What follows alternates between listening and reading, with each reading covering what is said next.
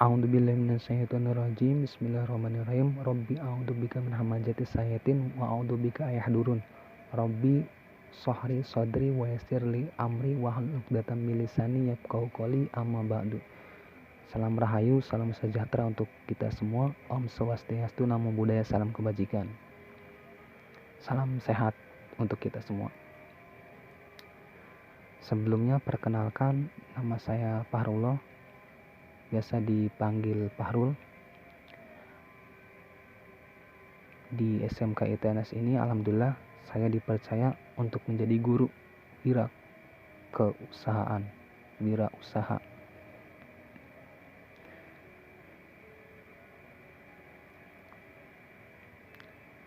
Pada pertemuan kali ini akan membahas tentang wirausaha kerajinan dari bahan limbah berbentuk bangun ruang. Oke, karena pertemuannya masih daring karena pandemi, maka akan saya sampaikan melalui media pesan suara agar teman-teman bisa memahami materi yang saya sampaikan. Semoga saja tidak ada kendala untuk memahami materi yang saya sampaikan. Wirausaha kerajinan dari bahan limbah berbentuk bangun ruang. Pada prinsipnya limbah dapat dibagi dalam 3 bagian. Yang pertama, berdasarkan wujudnya terbagi menjadi 3 jenis, yaitu limbah gas, limbah cair, dan limbah padat.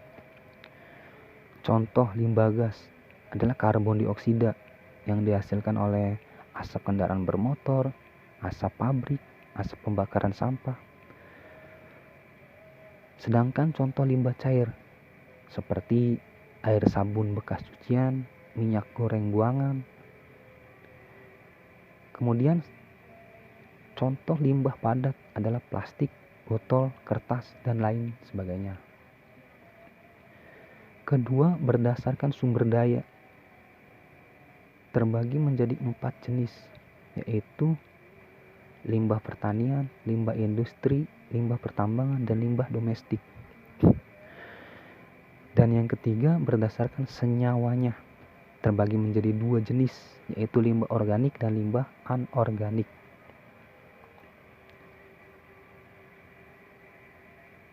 Perencanaan usaha kerajinan dari bahan limbah berbentuk bangun ruang. Ide dan peluang usaha kerajinan dari bahan limbah berbentuk bangun ruang. Pertama, faktor keuntungan. Yang kedua, faktor pemasaran. Yang ketiga, faktor bahan baku. Kemudian faktor tenaga kerja, faktor modal, faktor risiko, faktor persaingan, faktor fasilitas dan kemudahan, dan faktor manajemen.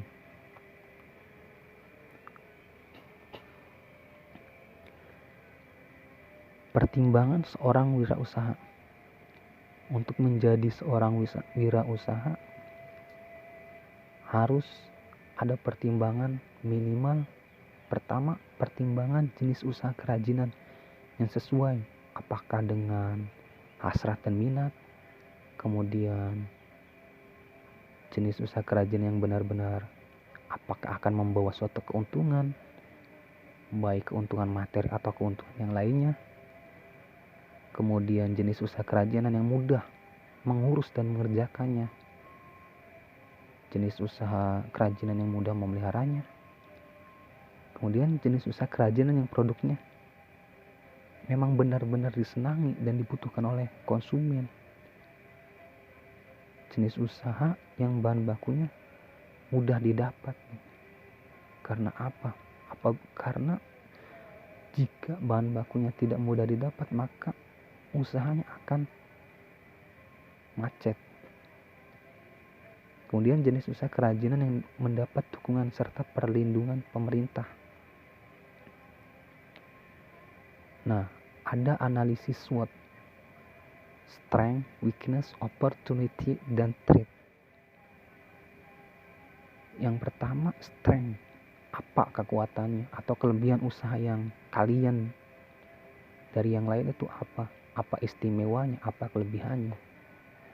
Yang kedua, di mana usaha itu ada peluang, opportunity, peluang untuk maju dan suksesnya seperti apa dan seberapa, apa saja yang mengancam perusahaan, threat. Dan yang terakhir, adakah kelemahan atau weakness yang membatasi atau menghambat dalam mencapai sasaran usaha. Kemudian sumber daya yang dibutuhkan dalam usaha kerajinan dari bahan limbah berbentuk bangun ruang.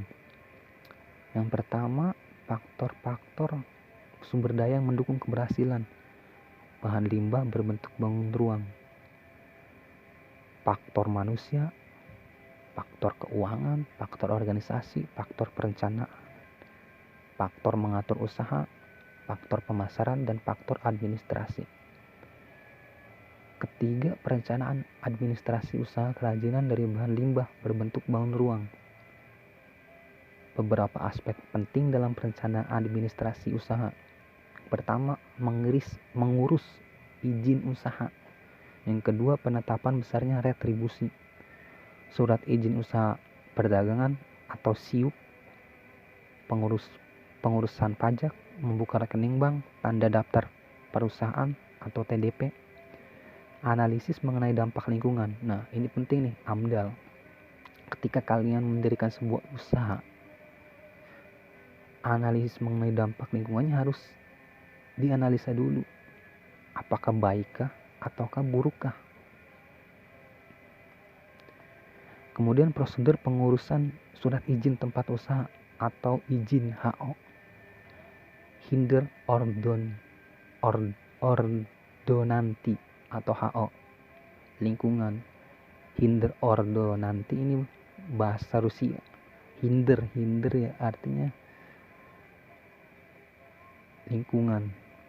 Antara lain meminta izin tertulis dari tetangga, kemudian setelah diketahui RT dibawa ke kelurahan dan kecamatan, selanjutnya dibawa ke kota kabupaten untuk memperoleh surat izin tempat usaha atau situ dan lingkungan hinder ordonanti atau HO.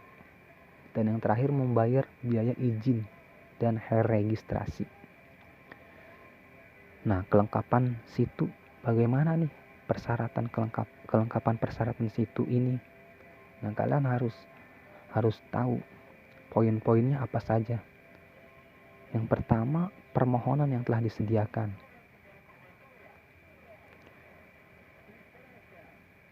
Yang kedua, fotokopi KTP, fotokopi akte tanah, kemudian fotokopi pembayaran PBB, surat persetujuan dari masyarakat diketahui Kades dan Camat. Selanjutnya, rekomendasi dari Camat, fotokopi izin peruntukan penggunaan lahan atau IPPL dari Dinas Tata Ruang, izin lokasi Badan Pertanahan Nasional atau BPN, kemudian fotokopi izin mendirikan bangunan atau IMB, surat dari Badan Koordinasi Penanaman Modal atau Badan Koordinasi Penanaman Modal Daerah atau disingkat BKPM atau BKPMD, kemudian surat izin tempat usaha, izin undang-undang gangguan atau disingkat situ IUUG, yang selanjutnya fotokopi nomor pokok wajib pajak atau disingkat NPWP, fotokopi retribusi, fotokopi akta pendirian perusahaan yang berbadan hukum, dan yang terakhir surat pelimpahan penggunaan tanah. Selanjutnya penetapan besarnya retribusi. Ketentuan tata cara perhitungan retribusi atau situ surat izin tempat usaha atau situ adalah luas ruang usaha X, angka indeks lokasi X, angka indeks gangguan X, tarif. Jadi tarif luas ruang usaha, indeks lokasi, klasifikasi indeks gangguan, dan yang terakhir ketentuan tata cara perhitungan retribusi registrasi. Kemudian surat izin usaha perdagangan atau SIUP. Nah, SIUP ini diberikan oleh menteri atau pejabat yang ditunjukkan kepada pengusaha untuk melakukan usaha di bidang perdagangan dan jasa. Nah, beberapa keuntungannya nih memiliki SIUP ini apa saja sih? Yang pertama, mendapat jaminan perlindungan hukum untuk kelangsungan dan kepastian usaha. Jadi kepastian usahanya dengan adanya SIUP bisa terjamin. Kemudian mempermudah dalam proses pengajuan kredit kepada bank, lembaga keuangan. Jika kalian mempunyai SIUP, maka untuk pengajuan kredit ke bank dan lembaga keuangan yang lainnya itu akan dipermudah. Kemudian bukti memiliki dan menjalankan usaha bila melakukan kerjasama dengan pihak ketiga. Jadi ketika kalian akan melakukan kerjasama itu akan lebih mudah dengan adanya SIUP. Dan yang terakhir, mendapat prioritas pembinaan dari instansi pemerintah yang menangani pembinaan usaha kecil. Nah, jadi ketika pemerintah pusat melakukan pelatihan-pelatihan, nah kalian yang mempunyai SIUP itu diprioritaskan oleh mereka. Kemudian tata cara memperoleh SIUP, bagaimana tata caranya? Yang pertama, datang ke bagian surat urusan perizinan kantor dinas perindustrian dan perdagangan daerah tingkat 1 atau tingkat 2. Kemudian mengisi dan mengajukan surat pengajuan izin atau SPI dengan melampirkan syarat. Pertama, fotokopi akta notaris tentang pendirian usaha, fotokopi dari pemilik usaha, pas foto dari pemilik perusahaan 4 lembar ukuran 3 x 4 cm. Dan yang terakhir, menyerahkan kembali formulir dan persyaratan lainnya kepada petugas bagian perizinan. Nah, pengurusan pajak bagaimana? Yang pertama, pengajuan NPWP. Pada umumnya diwajibkan didaftar dan mendapat NPWP adalah yang pertama, yang wajib mendapatkan NPWP itu badan yang memiliki subjek pajak penghasilan seperti PT, CP, firma, BUMN atau BUMD. Kemudian orang perorangan pribadi wajib pajak mempunyai penghasilan neto di atas penghasilan tidak kena pajak atau PTKP. Nah, fungsi pajak ini apa saja? Yang pertama, untuk mengetahui identitas wajib pajak. Kemudian untuk mengetahui ketertiban dalam pembayaran pajak sebagai sarana pengawasan administrasi perpajakan, pencantuman NPWP, formulir pajak yang digunakan wajib pajak, kemudian surat menyurat dalam hubungan perpajakan, dalam hubungan dengan instansi tertentu yang mewajibkan mengisi NPWP. Yang keempat, pendaftaran NPWP. Dokumen-dokumen yang harus disiapkannya apa saja? Nah, yang pertama, fotokopi akta pendirian atau akta perubahan yang terakhir. Kemudian fotokopi situ, surat izin tempat usaha atau surat keterangan dari instansi yang berwenang. Kemudian fotokopi KTP, KK atau paspor pengurus. Selanjutnya fotokopi kartu NPWP kantor pusat atau cabang. Dan yang terakhir, surat kuasa bagi yang mewakilinya. Membuka rekening, Bang. Bagaimana prosedurnya? Nah, jadi poin-poin ini sangat penting untuk kalian pahami dan kalian ingat. Jadi ketika kalian lulus dari SMK, bagaimana sih untuk bikin NPWP, membuka rekening bank? Jadi harus tahu prosedurnya. Semua ada prosedurnya. Prosedur untuk membuka rekening bank adalah dengan mendaftarkan diri di bank dan mengisi formulir pendaftaran yang berisi. Nah, formulir pendaftaran bank ini berisi apa saja? Yang pertama, pemilik kegiatan usaha, alamat, nama pengurus, alamat dan pengenal pengurus, tanggal mulainya usaha, dan nama referensi. Selanjutnya, tanda daftar perusahaan atau disingkat TDP. Tanda daftar perusahaan atau nomor registrasi perusahaan atau NRP. Setelah memiliki SIUP dan NPWP, wirausaha bisa mendaftarkan perusahaan ke Deperindag setempat dengan prosedur sebagai berikut. Yang pertama, mengisi formulir pendaftaran, melampirkan fotokopi KTP, NPWP, SIUP, dan akta pendirian. Kemudian membayar biaya administrasi. Dan yang terakhir, dengan menunjukkan bukti pembayaran, wirausaha dapat mengambil tanda daftar perusahaannya. Nah, analisis mengenai dampak lingkungan atau disingkat AMDAL. AMDAL, apa sih AMDAL? Jadi studi yang mengenai akibat pada lingkungan sebagai akibat kegiatan usaha. Jadi studi yang mempelajari ketika mendirikan usaha itu dampaknya itu baikkah burukkah, itu disebut AMDAL. Jenis usaha yang diperkirakan mempunyai pengaruh besar terhadap keseimbangan ekosistem diantaranya.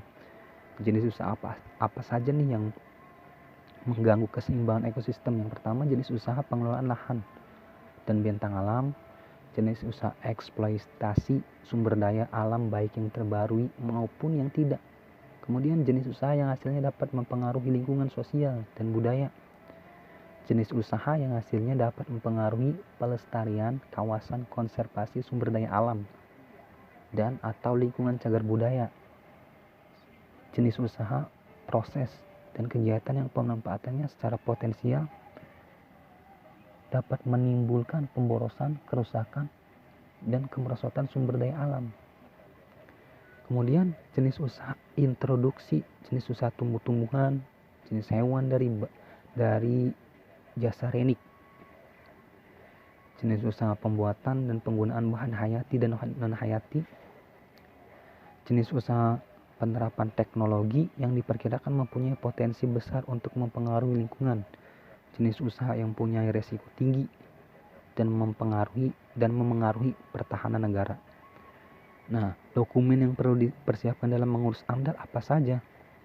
Nah, yang pertama, fotokopi KTP SIM dari penanggung jawab atau pemilik, fotokopi akta pendirian perusahaan, fotokopi situ, fotokopi NPWP, fotokopi NRP, fotokopi denah gambar lokasi perusahaan yang menimbulkan dampak terhadap lingkungan. Yang keempat, perencanaan pemasaran usaha kerajinan dari bahan limbah berbentuk bahan ruang. Ada 3 elemen penting nih dari sasaran atau target sebuah promosi. Yang pertama, untuk melakukan promosi itu apa saja elemen yang penting? Pertama, pembentukan merek atau branding. Ini sangat penting nih. Syarat yang wajib mutlak bagi sebuah perusahaan atau untuk menjadi wirausaha harus tahu nih mempromosikan ini seperti apa dan bagaimana caranya. Yang kedua, layanan kepada konsumen yang berupa komunikasi dan pemberian informasi. Dan yang terakhir, menciptakan kesetiaan pelanggan. Jadi komunikasi yang baik, maka pelanggan pun dengan sendirinya akan setia. Ada 6 kegiatan dan rencana pemasaran yang bisa dilakukan untuk mengomunikasikan produk dan merek usaha. Nah, yang pertama, penjualan personal atau personal selling, iklan, promosi penjualan, publikasi, sponsorship. Kemudian komunikasi nih di tempat konsumen yang akan membeli atau pin of purchase.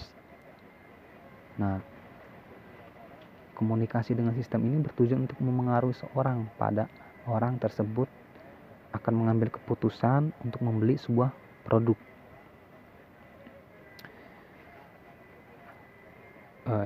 Itu saja yang dapat saya sampaikan. Semoga bisa bermanfaat bagi teman-teman semuanya. Mohon kerjasamanya dan referensi buku yang saya ambil ini dari Prakarya dan Kewirausahaan. Karyanya R.R. Indah Setiawati, Wawat Naswati, Hayati Ningsih, Miftahodin Cahyadi, dan Dwi Ayu. Judulnya Prakarya dan Kewirausahaan. Saya akhiri, ihdinas siratal mustaqim, wallahul muwaffiq ila aqwamit thoriq. Wassalamualaikum warahmatullahi wabarakatuh.